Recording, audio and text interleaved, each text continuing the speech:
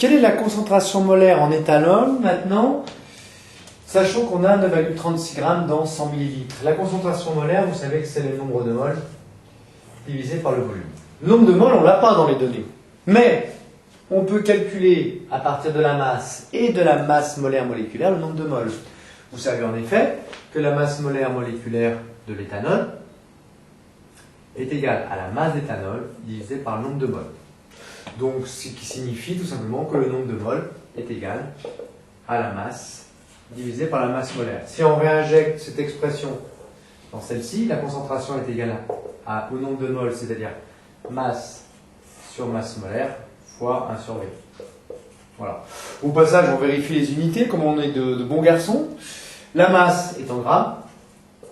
La masse molaire en grammes mol moins 1 fois des litres. Gramme, ça simplifie. 1 sur des mols moins 1, 1 sur A puissance moins 1, ça fait 1. Donc, ça nous donne bien des mols par litre. Voilà, les unités sont respectées. Alors après, il ne nous reste plus qu'à trouver la masse molaire. La masse molaire moléculaire de l'éthanol, c'est égal à 2 fois la masse molaire atomique du carbone, parce que dans une mole d'éthanol, il y a 2 moles de carbone, plus 6 moles d'hydrogène, parce qu'il y a 6 moles d'hydrogène ici, et puis 1 mole d'oxygène. Ce qui nous fait la masse molaire qui est égale à 46 grammes mol moins 1. Bon, on peut faire l'application numérique, c'est égal la masse 936 divisé par 46 fois 0,1.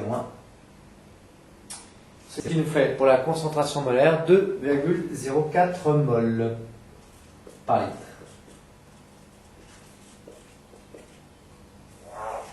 Voilà, on va voir une deuxième façon de rédiger ce type de problème. Pas d'inquiétude. Comme d'habitude, j'ai pris la très bonne idée de... oh là, ça fait un peu prétentieux ça. Bon, allez, la bonne idée, c'est d'écrire toutes les données et d'écrire l'inconnu. La concentration, c'est le nombre de moles sur le volume. Bon, le nombre de moles, on l'a pas. Le volume, on l'a. Donc il faut calculer le nombre de moles. Comment on calcule le nombre de moles? À l'aide de la masse et la masse molaire de l'éthanol. Vous savez que la masse molaire, c'est la masse sur le nombre de moles.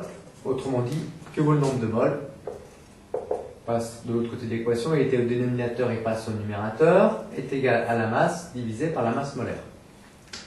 Bien, la masse est égale à 9,36. La masse molaire est égale à 46. Il suffit donc de faire ce petit calcul 9,36. On le fait 2 fois à l'interro, c'est beaucoup plus sûr. Divisé par 46 pour être sûr que nos doigts n'ont pas ripé.